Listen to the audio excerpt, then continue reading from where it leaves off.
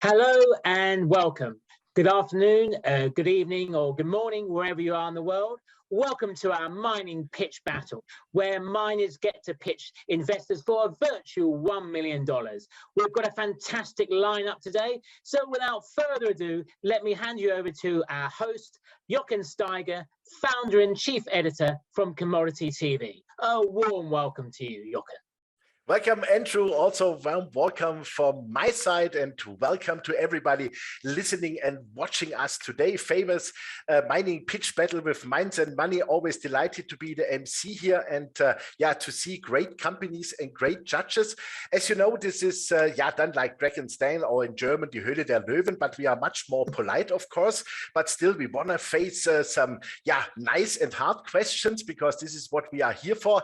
And first of all, we will have presentations of 3 companies. Each is 3 minutes long. Afterwards, we love to have our judges for 8 minutes to roast our CEOs here and our presenters. That would be good. And then we want to see, unfortunately, it's still a virtual $1 million. I'm very sorry, Andrew did not open up his vault by now, but maybe he will do that in the future. And we will see who will win, because our judges can maximum split the amount in 2 halves, because otherwise it's getting a bit complicated with the mathematics. And we will have lucky winner then at the end. First of all, let me see. We want to start with Stephen Gold from Collective Mining. Afterwards, we have Joe Hebert from Outcrop Silver and Gold, and then we have Francois Perron from Lucky Minerals. So, Stephen Gold, are you ready and prepared? I sure am. Super, then please, your 3 minutes. I have my counter here and time is running now. Wonderful, thank you very much. Hopefully everyone can see my screen right here. Yes. So thank you very much for including us today. Collective is sort of a next generation of a previous company called Continental Gold, which many people might remember. We sold to Zijin. We are the management team that had built what is now the largest Colombian gold mine. We sold to Zijin Mining about 2 years ago for $2 billion in total value, and we found a new package to start over and try our hand at the success again. It's a unique part of Colombia, the area that we're operating in. Proven gold, over 100 million ounces of gold over the last 20 years have been found in this belt over here. So when you look at what we're doing, we're slightly south of our last success story, which we think gives investors some comfort as they move forward in the junior mining space and take a look at Collective. As far as our project is concerned, from a geologic risk, we think we've addressed that quite well. Here are 2 projects. You'll see this Guayabalas, where we're seeing what we think is a porphyry endowment covered by some vein potential to really help out that porphyry grade when we start or at least expand our drilling program.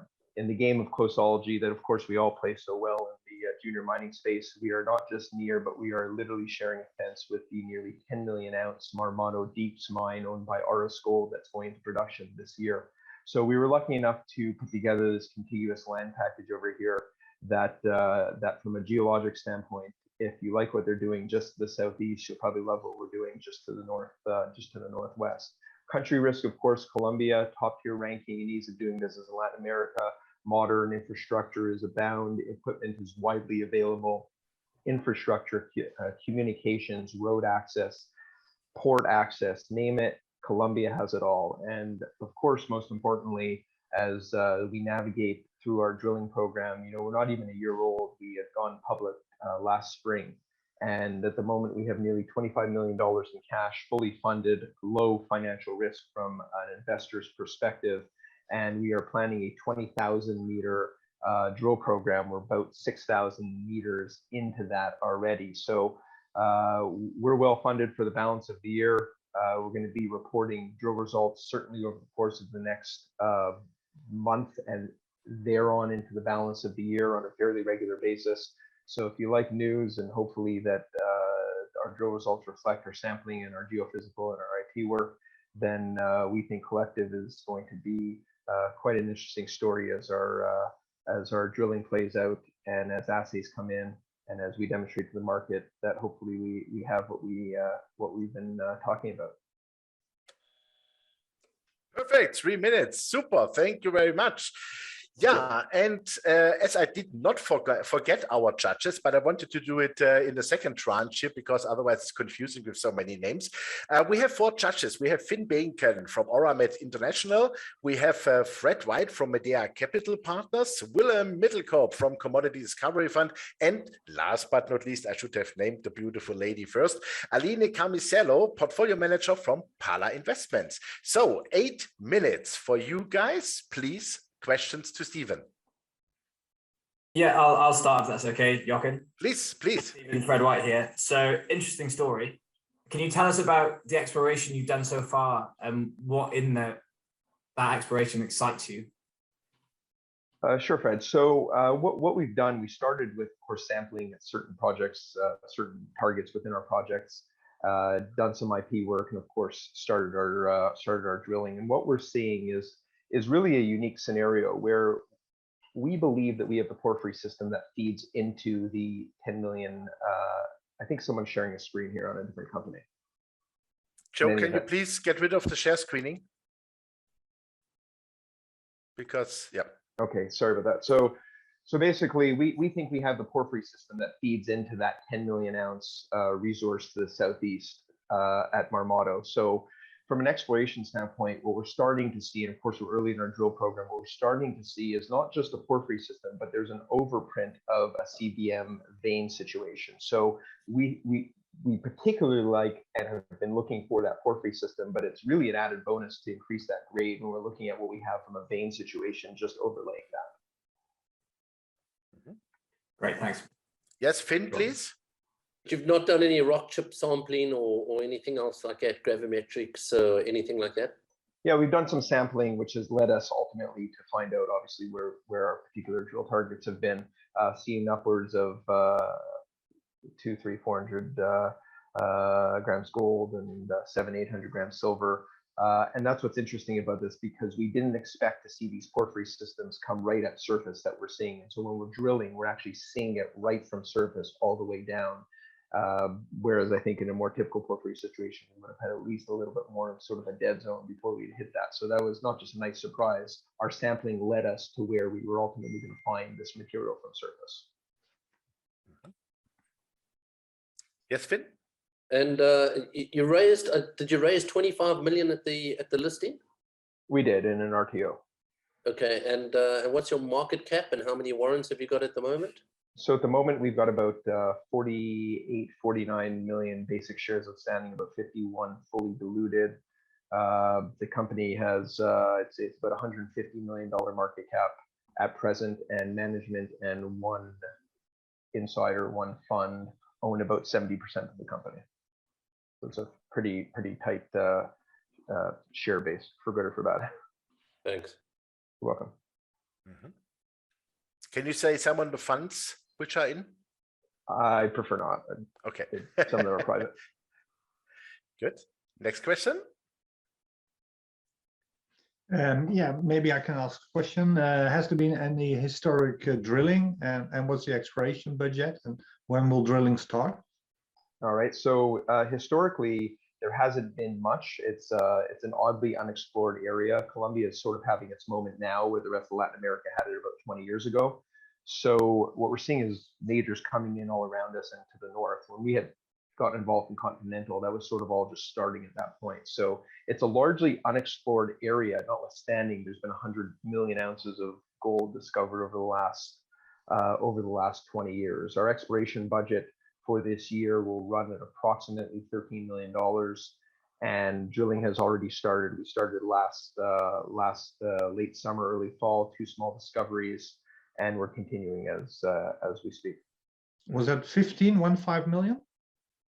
It's about 14 million dollars US dollars for the entire program. So how many meters have been drilled so far? I estimate approximately 6,000. And has any drill results have them been published yet?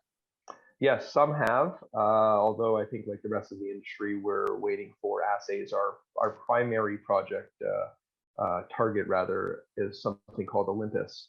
And Olympus is where we have three drill rigs going right now. We just added the third because we're quite excited about what we think we're seeing there. So unfortunately, I think we're caught up in what everyone else is caught up with, is being the labs are just so backed up right now that unfortunately we drill at the beginning of January and may not get results until the end of February. And what was the best result so far? We've seen about a gram over the course of about 700 meters at one of our projects.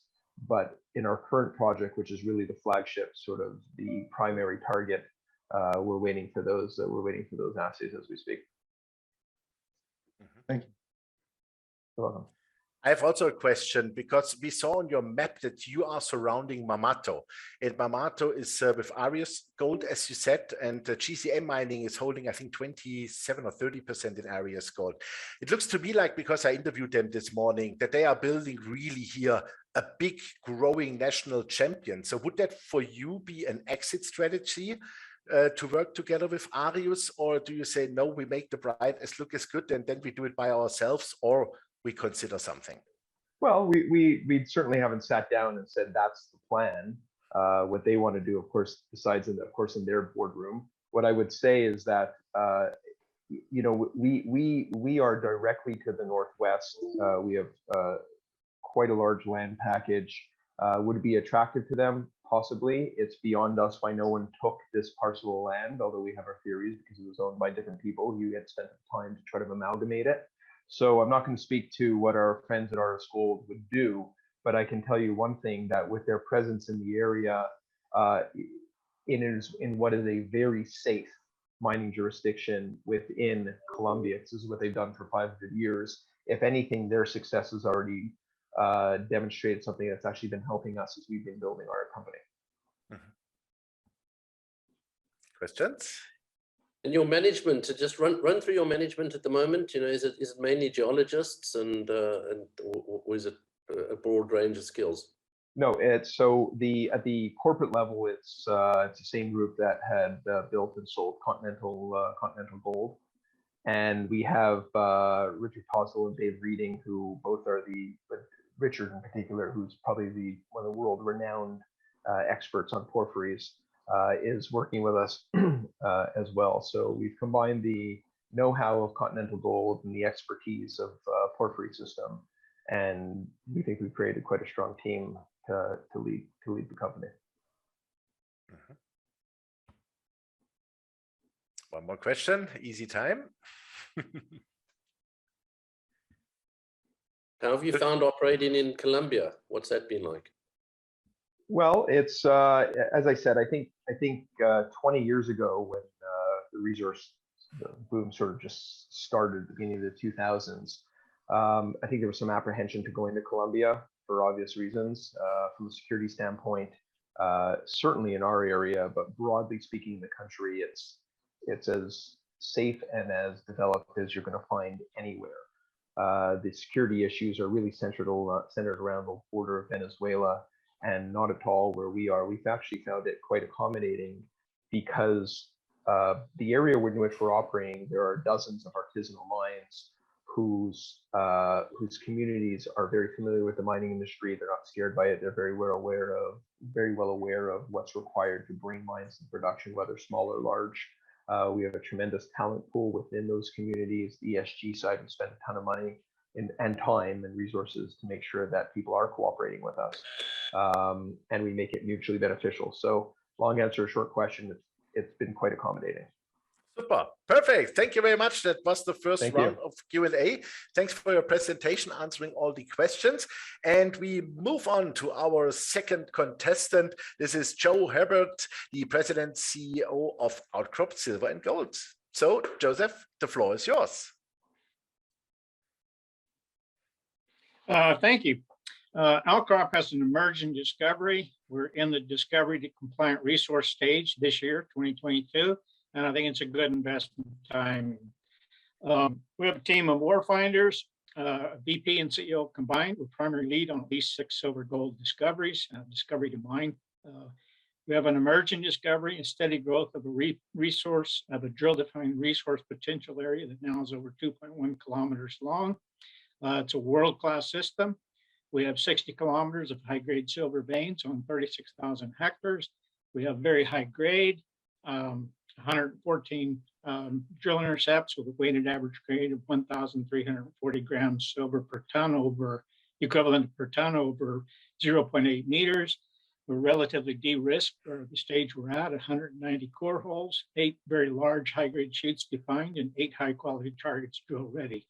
Very strong social license, supportive community, innovative social programs, and very fast permitting.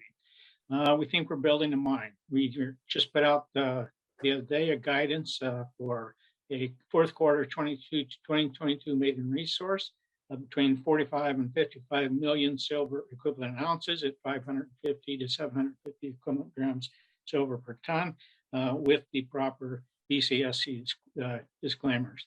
We're undervalued. Outcrop is a 32 million market cap, is about 8% of what Vizsla is compared to they're 411. I don't think that's a tenable, sustainable valuation. I think we're bound to go up. And we just go through the check marks, sorry.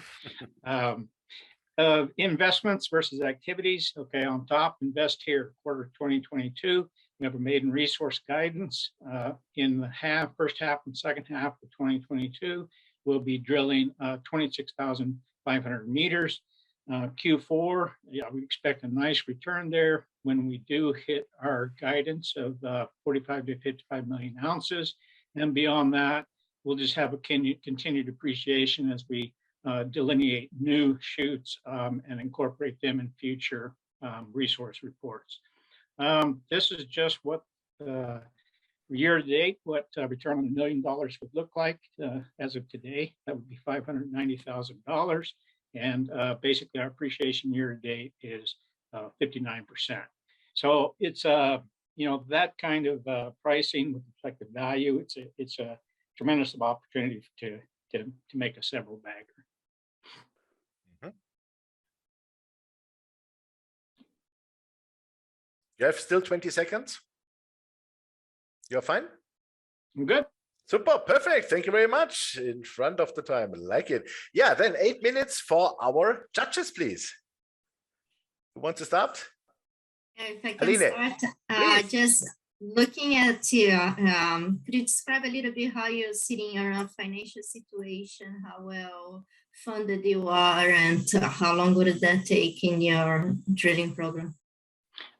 We have 26,500 meters to drill in 8 months to meet the report timing. That's going to cost us $6 million over that 8 months. And we are going to, our last cash position was 4.8 million. We've obviously been drilling since August, so we will be doing a raise this year.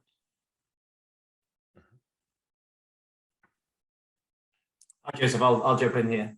So maiden resource coming up towards the end of the year. What are you going to focus on once you have that maiden resource? Are you going to be defining that resource, or is there room to grow outside of that as well?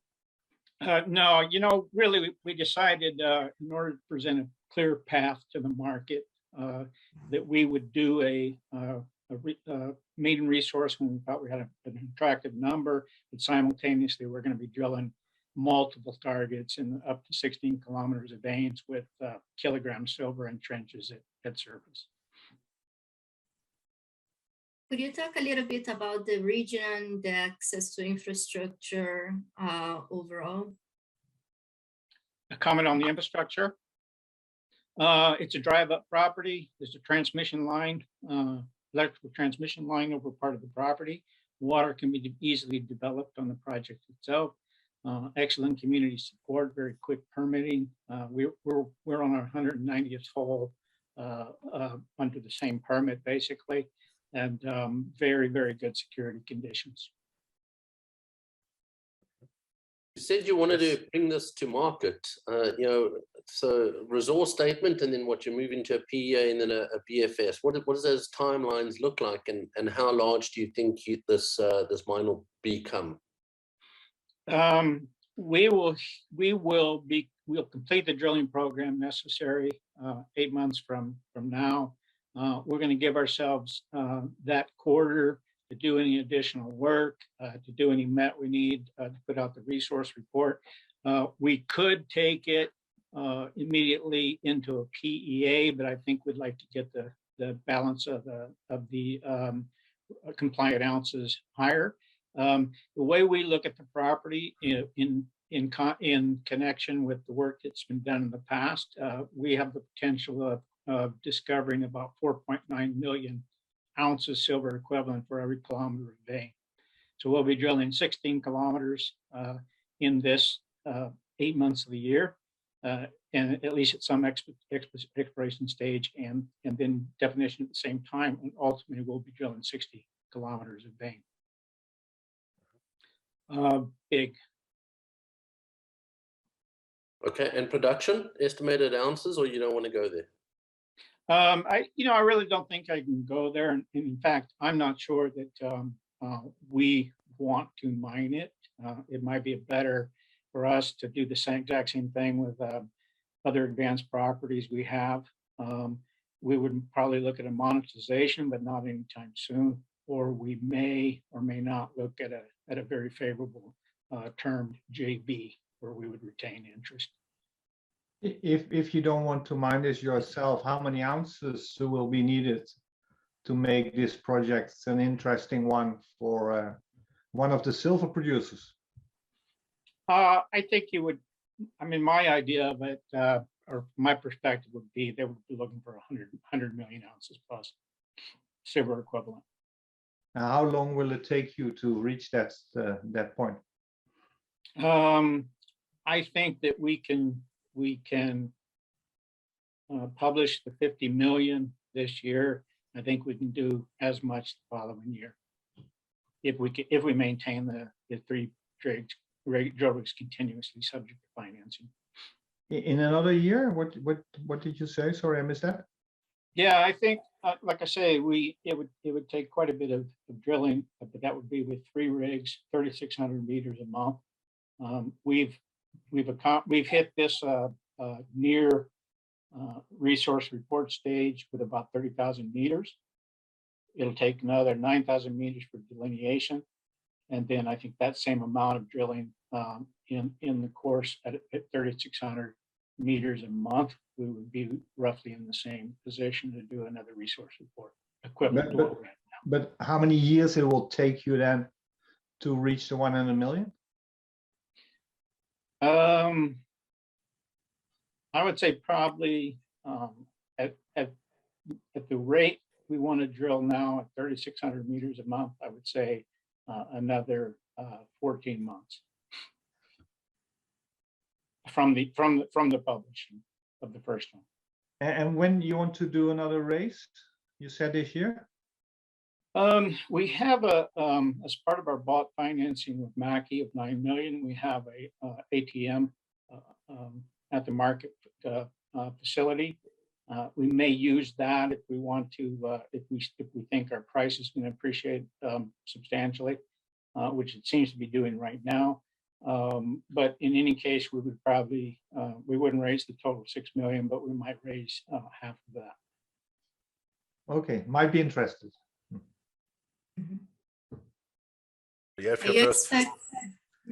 Are you expecting the current shareholders to participate in this raise? I see you have some phones. Yes, I would expect a participation like last time, and I can tell you just with the Mines and Money meetings I've had, there's a lot of interest in participation in a financing.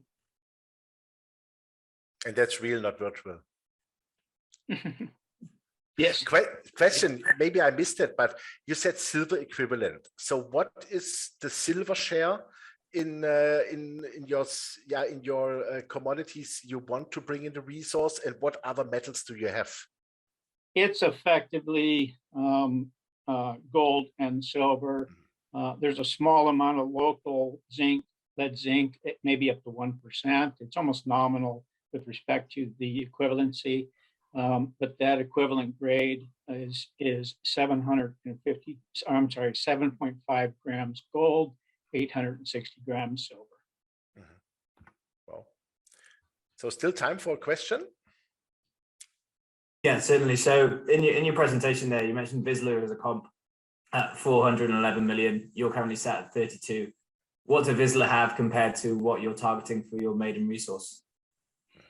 I don't believe they've provided guidance, but I've seen effectively guidance from newsletter writers. I think people are expecting Vizsla on the maiden report between 70 and 90. They do have a option to buy a plant. I don't think they've exercised it yet, and it's not a it wouldn't provide all the milling capacity they need. But their undiluted grade for their entire resource area, the way we calculate it, is 480 grams, whereas you're looking at us at almost a kilogram and a half. Thank you very much. Great presentation, great questions. And we move on to our third contestant, which is Francois Perron from Lucky Minerals. Francois, the floor is yours. Thanks very much, and thanks everybody for participating. Lucky's a little bit earlier than all the other guys. I guess I'm going to play the leverage card because our market cap is a lofty $8 million, but the opportunity is definite. Let me get that up on the screen. There we go. So we are talking about a discovery in Ecuador, and that's the land we're on. Let me just get that going properly. The prospect is called Weka, and it's well located. We've been working at it. I think the first thing I want to show you is it's a high sulfidation epithermal system. So you explore for it by looking at the alteration zones. We've done the mapping on our property. The system itself seems to express itself, and it's the yellow and orange parts, and I'll get to the grades in a second. But the system itself expresses itself over a more than 2 kilometer height and a 1.5 kilometer. It's still open in 3 directions. That's at surface. That allows me to compare to the footprint of other well-known deposits of the same type. I'm not pretending to be big like Yanacocha, but if you look at what we've exposed at surface, it does compare. And the other footprints you see there, those are projection to surface of the known mineralization. So in our case, I'm not saying it's all mineralized. I'm saying that the footprint of the alteration is in league with multi-million ounce deposits. So I'm hunting in the right kind of ground and the still unfolding story. The next question is to answer is whether it's mineralized or not. We've started trenching. Outcrop availability is about 5 to 10%. Fortunately, there's only about 1 meter or 2 of topsoil. What's amazing and great in our case is this is a brand new discovery. There's never been trenching on this ground. There's never been artisanal mining. There's never been a drill hole. There's no database. So it's a brand new discovery. So we started trenching down here, and we did find some mineralization surface. The exciting stuff's located in the middle. I'll zoom in on that. The first trench that really carried was trench number 6, where we cut 7 meters at 8 grams. And then the trench 5 also carried mineralization. So we connected the two and have found out that there's like similar structures that connect. And that gave us an intercept of 1.6 over 60 meters. And I think that from a financial perspective, we just signed a deal with Hebert Drilling. That allows us to have shares for services for the drilling part so that the cash burn rate is under control. We just closed a $2 million financing. I think we're in good shape, and it's about to get very exciting. Fantastic. 3 minutes, perfect on the spot. Thank you very much. Can you stop the screen sharing, please? I guess so. Yep, super. Thanks. Yeah, now to our judges. Yeah, Aline, please. I have 2 questions. Can you comment a little bit on your management team and how is it operating in Ecuador? The management team, I'm more the financial guy. I have a geologist, Victor Jaramillo. He's got about 30, 35 years experience in the Andes. He's based out of Vancouver.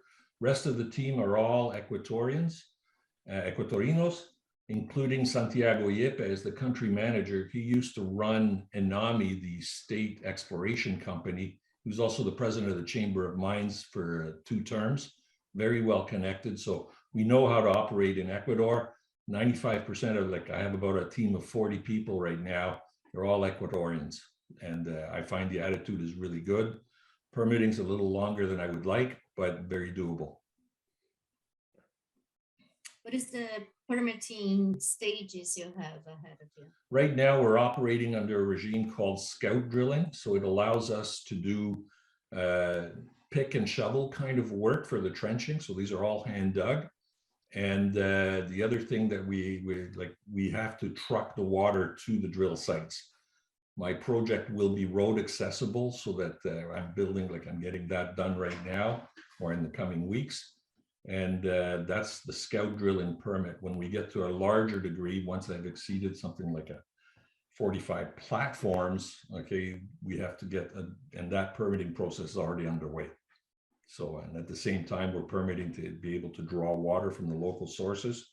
So that, I mean, the work is getting done and we're doing all the socialization at the same time. Yes, please, Finn. Are there any environmental considerations or concerns in order to get the drilling permits, and then in order to take the, well, could it eventually become a mine? You know, or do you think you're in a very sensitive area? Ecuador is a very, very sensitive area. Just for normal drilling, there's a checklist of about 100 things you have to cross off. So it's a question of having that knowledge and know-how. We have a team that knows that, either through consultants and stuff. To get further along, I think that the biggest issue will be managing the water. Water comes off these mountains and feeds farming communities and farming operations at lower elevations. So that water management is the key permitting issue, but there's like archaeological studies, all of those things have to be considered at the same time, but there's a process for it. It's not a new process. I would say Ecuador is very environmentally sensitive, but it's a question of putting your shoulder to the wheel on it. Thanks. How many? Willem. Sorry, how many meters do you want to drill, and what's the exploration budget? We're planning to drill. The first phase starts at 3,000 meters, which will inform how we proceed from there. So I know when the drill starts, which is in probably the end of the first quarter, start of the second quarter. Once that's done, I don't know when it stops because I have shares for services with the drilling company. And if I drill what I've gotten at surface, I'm going to keep going and maybe increase the number of drills. The total budget right now, as we speak, was about $3 to $4 million for the drilling. Okay, and that was for a total for the whole year of about 8,000 meters. But the first phase was 3,000 meters. We were just going to go to a couple of the areas. We've done the geophysics, we've done the soils. We're going to do the targeting in the next 2 or 3 weeks as soon as we get the stuff back from the lab, hopefully, and work from there. Okay, so the work's being done rigorously and we're ready to go. What's the stock symbol? LKY. Lucky. Following on from that last question, Francois, when do you think you'll be out raising your next round of financing? And do you think you'll continue with the funding strategy of issuing shares to drilling contractors, or will you fund everything through equity? Well, whether I issue it to investors or drill contractors, I'm raising money. So to me, it's the same thing. It's just one is like on side and he's going to do it in the context of the market. As far as the next financing goes, I probably have enough cash to go well into like September-ish kind of thing. I don't know when the next financing is going to be, for the simple reason that although I have 150 million shares out roughly, I also have 120 million warrants out. Face value, that's about $20 million. If my market cap, which is currently at 8, and if I have success in the field and I get this to go over 35, 40 million, most of those warrants are in the money. So when do I need to finance? It depends what happens to the stock price. And so in a way, I'm graduating from being a concept stock that only dilutes to being in a position where I've got the drill turning. We have a known discovery at surface that we're going to drill into, and we'll be working from there. So the potential for this market cap to go from conceptual to a discovery that's in the process of being drilled gives a potential for multi-bagger fairly. It's there. It's the timing is there for that kind of opportunity.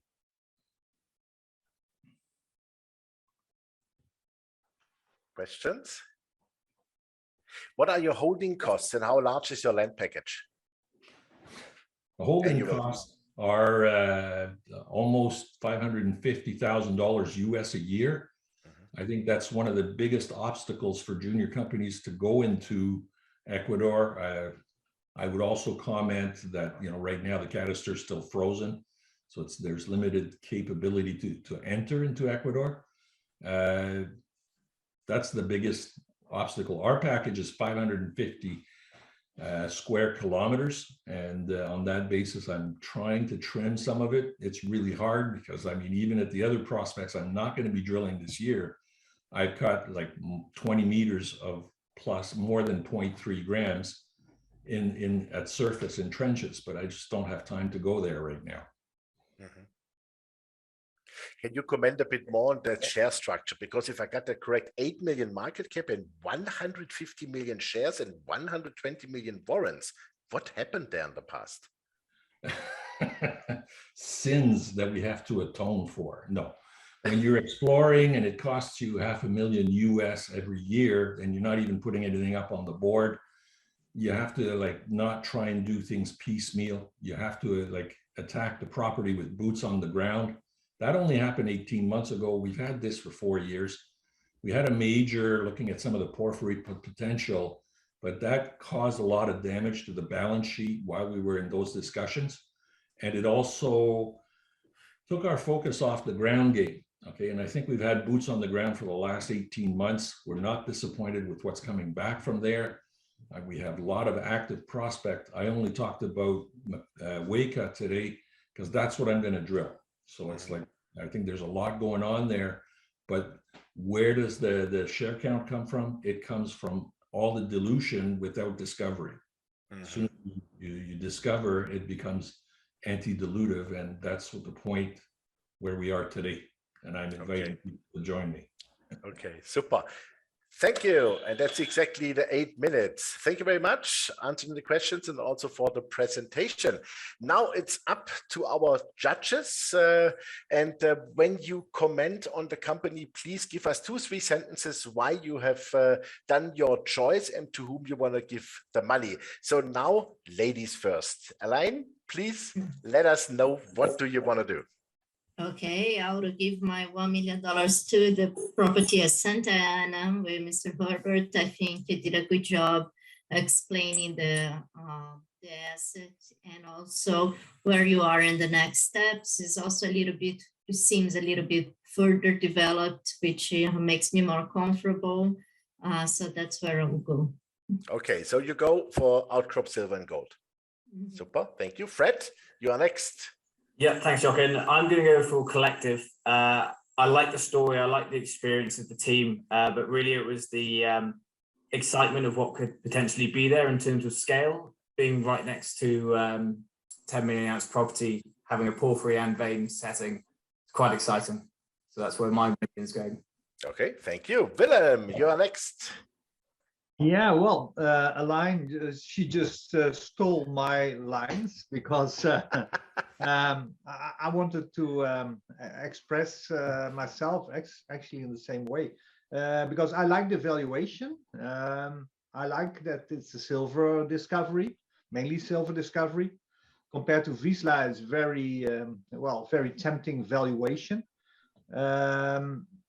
Francois' project is a little bit too early stage, even for us. So I first want to see a real strong discovery hole there. And Collective, it's a good story, but look at the valuation, you know. A lot can go wrong, even in Colombia.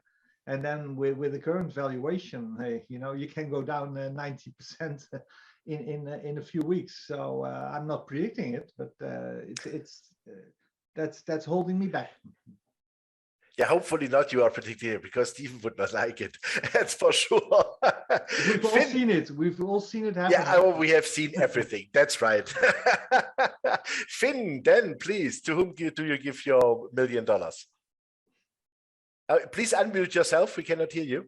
There we go. Sorry, it's a hard choice. You know, I tend to agree that the valuation on the collective mining is probably just a little too rich. I mean, especially, given that they haven't released any assays or anything along those lines.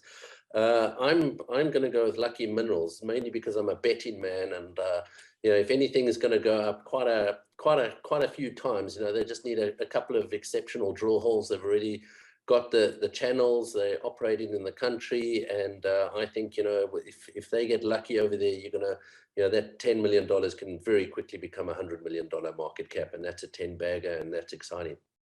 That's what you are hunting for. Indeed. Super. Perfect. Yeah, then we have a winner.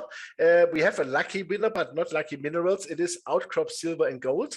Joseph Hebert, congratulations on that. I don't know if there is also a final then later on. I haven't checked that, but I'm pretty sure Andrew will do something here. So congratulations to Outcrop Silver. You made it for today. Thank you very much to the presenting companies. All well done. I learned also a lot, and I will check out your companies definitely also, because I'm an investor too. Also, thanks to our judges for great questions and participating today. And of course, thanks to our viewers sticking with us all the time, getting new ideas, new informations. This is why the format was created, and I think it works extremely well. Yeah, that's it from my side. I wish you all the best. Please stay healthy. That's the most important thing these days, and hope to see you all soon.